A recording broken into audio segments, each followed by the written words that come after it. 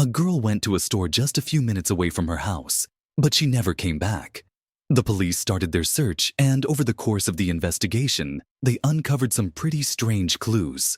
Still, the mystery remained unsolved for decades until the truth came out in a completely unexpected way. Christy Wesselman was born on April 19, 1970, in Glen Ellen, Illinois. She lived there with her mom, 2 older brothers, and a sister.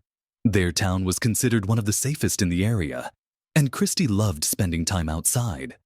She'd spend hours wandering the streets with other kids from the neighborhood. At school, Christy was popular and had a lot of friends. She was actively involved in school life and even got elected as vice president of her class. On top of that, she played volleyball and softball. In the summer of 1985, 15-year-old Christy was taking summer classes at school and spent most of her free time hanging out with friends. On July 21st, Christy came home from school around 3:30 p.m. Right after getting home, she decided to walk to a local store to grab a soda and a chocolate bar for herself and her mom. Her mother expected her back in just a few minutes since the store was close by. But as time went on, it became clear something was wrong. Christy wasn't coming home. At first, her mom thought she might have run into some friends and gone off with them. Back then, there were no cell phones, so she couldn't check in with Christy and had no choice but to wait. As evening set in, her worry only grew. She called Christy's friends, but none of them had seen her that day. Growing desperate, she headed to the store herself, scanning the streets along the way, but there was no sign of Christy anywhere. Christy's family spent the next several hours searching for her, but when there was still no sign of her by 1:50 a.m., her mother decided to contact the police. Officers quickly joined the search, starting by piecing together Christy's last known movements. First, they spoke with the clerk at the store she'd visited. The man knew Christy well. He lived nearby and had even babysat her when she was younger. He confirmed that Christy had come by around 4 p.m., picked up some chocolate bars, and left. She didn't mention where she was headed, but the clerk noted that she seemed happy, and nothing about her behavior struck him as unusual. Police also found a few other witnesses who had seen Christy at the store, but none of them could recall where she went after that. Investigators spoke to all of Christy's friends, considering the possibility that she might have lost track of time while hanging out with some of them. But none of her friends had seen her that day. The police then focused all their resources on the search and began combing through the streets. But by that time, it was already the middle of the night, making the search even more challenging. Despite their determination, there was no trace of Christy. No clues, no leads, nothing.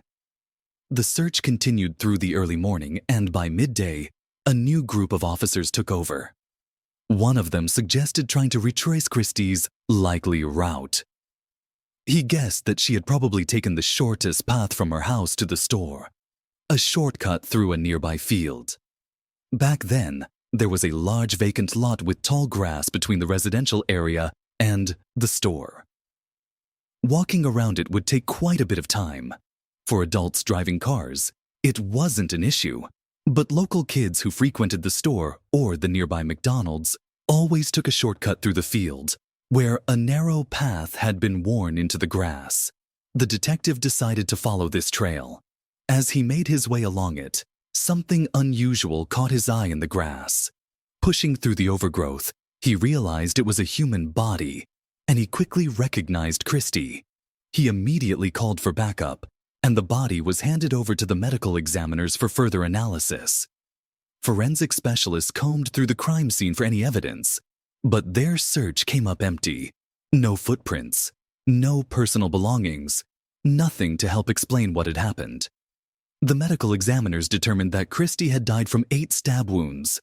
They also found evidence of SA and collected the perpetrator's biological material. But in 1985, DNA testing was still in its infancy and not commonly used in criminal investigations.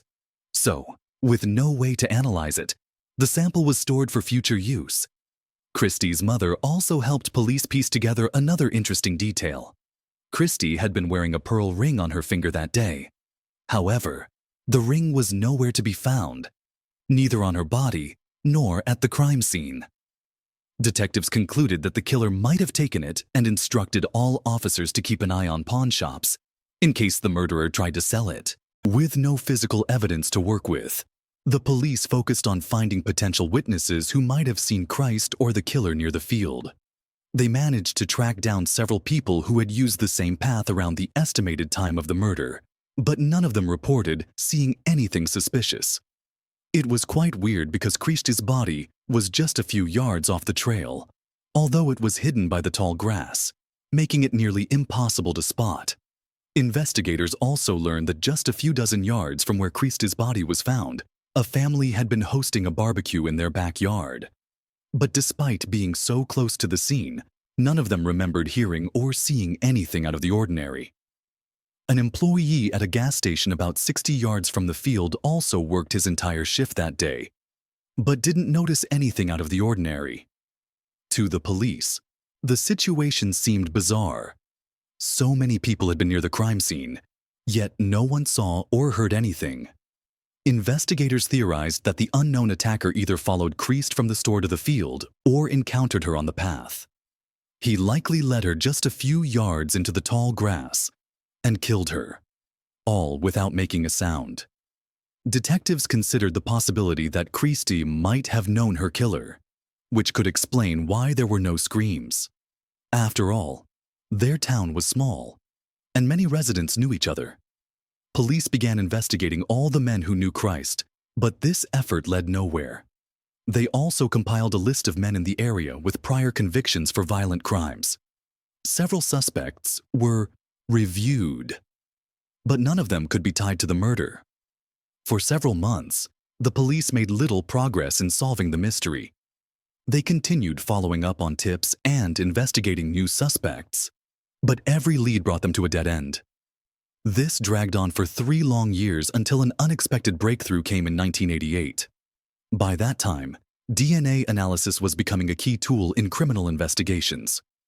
Detectives decided to collect DNA samples from everyone who had been a potential suspect in Christie's case over the years. Many agreed to cooperate, and none of their samples matched the biological evidence found at the scene. But there was one person who refused to provide a DNA sample. Dana Henry, a 34-year-old man living near the field. Where Christie was found had been on the police's radar from the first days of the investigation. At the time, Henry denied having anything to do with the crime, but now his refusal to give a sample made detectives seriously question his innocence. The police decided to seek a court order to obtain his DNA. Henry appeared at the court hearing and continued to insist he was innocent. However, he was charged with contempt of court and held in a local jail cell for several days. Only after that, Henry agreed to provide his DNA sample. In the end, his DNA didn't match the killer's sample, and Henry was released. Once he was out, he told reporters that he had been held in a jail cell without clothing and was only released after he gave in to the immense pressure and reluctantly agreed to provide a sample. Henry said he spent around $50,000 on legal fees, a significant amount of money at the time. He had to mortgage his home, which he eventually lost, and many of his friends and family turned their backs on him. Frustrated and angry, Henry filed a lawsuit against the police department, but it didn't seem to lead anywhere. Even after DNA evidence cleared his name, some people still believed he was guilty. Years later, Henry admitted to reporters that the whole ordeal had ruined his life, even though he was never formally charged with a crime. For another year, Christie's case remained at a standstill until 1989, when an unexpected twist brought it back into the spotlight. A judge issued a restraining order against a local man who had been bombarding the victim's family with tips about who he believed was responsible for Christie's murder. The man, named Willis, first contacted Christie's relatives in late 1985 He claimed to have information about the killer's identity and started sending them various leads. Each tip was investigated by the police, but every time it turned out to be either far-fetched or completely irrelevant to the case. This dragged on for almost 4 years until Krista's family couldn't take it anymore. They filed a complaint, and a judge issued an order barring Willis from ever contacting them again. Following the restraining order, police decided to investigate Willis himself, but they found no evidence linking him to the crime. In 2000, the killer's DNA was uploaded to the FBI database, but no matches were found. The case remained cold for many years. From time to time, the police revisited it, following up on tips, but they never got any closer to catching the killer. This went on for 3 entire decades. Over the years, the original detectives had all retired or moved on, and Christie's case had been assigned to a new team. Then, in 2015, something completely unexpected happened. One day, they got a notification from the FBI database. The DNA sample from Christie's killer perfectly matched a recently uploaded profile. The DNA belonged to a 62-year-old man named Michael Jones, who lived in a small town called Champaign, about 150 miles from Krista's home. Jones's DNA was added to the database after he was arrested for domestic violence. His wife had reported him to the police, which led to his arrest. According to an Illinois law passed in 2002, anyone suspected of a crime has to provide a DNA sample. Interestingly, the main advocate for this law was the state's attorney from the same county where Christ's murder took place, and this particular unsolved case had been a major factor in his push to get this legislation passed. As soon as the DNA match came through, investigators jumped into action, looking into Michael Jones. The first thing that stood out was that his name had never been mentioned in the case before. He wasn't a suspect, a witness, or even someone remotely connected to the investigation. The detective simply hadn't known he existed. Michael Jones had a long criminal history. His first run-in with the law came in the mid-70s when he assaulted a woman, but for some unknown reason, he apparently avoided any real consequences. Just a year later, Jones attacked a 27-year-old woman, assaulted her, and left her in a hospital parking lot. When police issued a warrant for his arrest, Michael turned himself in. During his trial, he expressed deep regret for his actions and claimed he had a great respect for the law. That's why he surrendered voluntarily. Jones also insisted that he suffered from serious mental health issues and needed professional help. However, an independent psychiatrist determined that he was fully aware of his actions. As a result, Jones was sentenced to 10 to 20 years in prison. As you might have guessed, he was released early for good behavior. He ended up serving just 6 years of his sentence and was back on the streets by 1983, 2 years before Christ's murder. What's even more striking is that his victim wasn't informed of his early release. Later, she stated that, had she known, she would have done everything in her power to challenge the decision. A year after his release, Michael got married, but in 1994, his first wife left him and secured a restraining order against him. The reason? He had been showing an unhealthy interest in one of her young relatives. But despite this alarming behavior, no formal charges were ever filed. In 1999, Michael was arrested again, this time for assaulting a family member of his new girlfriend. Detectives also learned that Michael often went on long solo motorcycle trips and frequently visited relatives in Chicago. Given that Christ's town was on the outskirts of his route, it's possible he passed through the area while traveling to see his family. If that was the case, it would explain why he never appeared on the detective's radar. If Michael was just passing through for a few hours, tracking his presence would have been nearly impossible. Christ's mother said she had never heard his name before.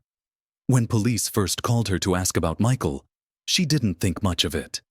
Over the past 30 years, Investigators had contacted her many times with questions, so this just felt like another routine inquiry. But everything changed when police obtained a fresh DNA sample from Michael while he was in prison and confirmed once and for all that he was the killer. They visited Christe's mother in person to deliver the news. After all these years, the man responsible for her daughter's murder had finally been caught.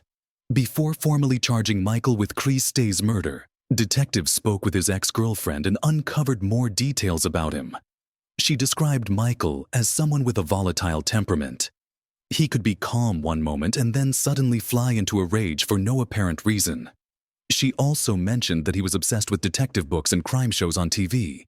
This information led investigators to suspect that Michael might not just be responsible for Christe's murder, but potentially other unsolved crimes as well. His frequent solo trips, criminal tendencies, and fascination with crime stories hinted that he might have known how to cover his tracks and avoid leaving evidence behind. After building their case against Michael, police officially charged him on September 18, 2015. Michael denied any involvement in Christe's murder. The case eventually went to court, but the wait dragged on for 3 long years. The trial didn't start until 2018. Prosecutors sought a life sentence, but in the end, Michael decided to plead guilty in exchange for a lighter sentence. As part of the deal, he wasn't required to reveal any details about the crime. But with the DNA evidence, there was no question about his guilt. As a result, the judge sentenced him to 80 years in prison, with a possibility of parole no earlier than 2095. In other words, Michael will likely never walk free again. Christe's family thanked the investigators for finally bringing the case to a close. Christe's mother also expressed her frustration over Michael's early release in 1983. She pointed out that if he had served his full 10-year sentence, he wouldn't have had the chance to attack her daughter, and Christe would still be alive today. Henry, the man initially suspected of the crime, also attended the trial of the real killer. In a later interview, he shared that the accusations had ruined his life, and even decades later, he still hadn't fully recovered. He hoped that seeing justice served would help him heal, but it didn't. Henry also revealed that throughout all these years, no one from the police department ever apologized to him, let alone faced any consequences for the damage they had caused to his life. Share your thoughts on this story in the comments section, and don't forget to press the like button if you enjoyed my video. Thank you for watching.